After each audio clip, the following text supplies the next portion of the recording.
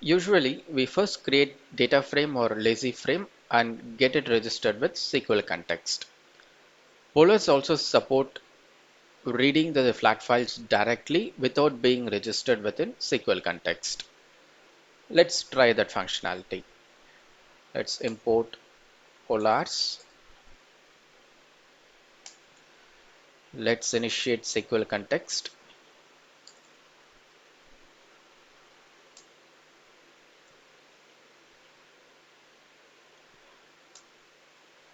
Now let's read a file. Data, let's say context dot execute.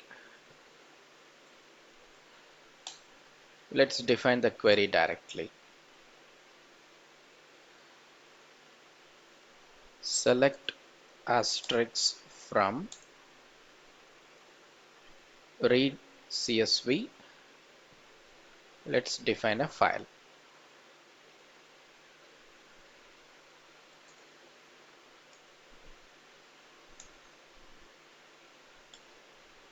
Let's print the result.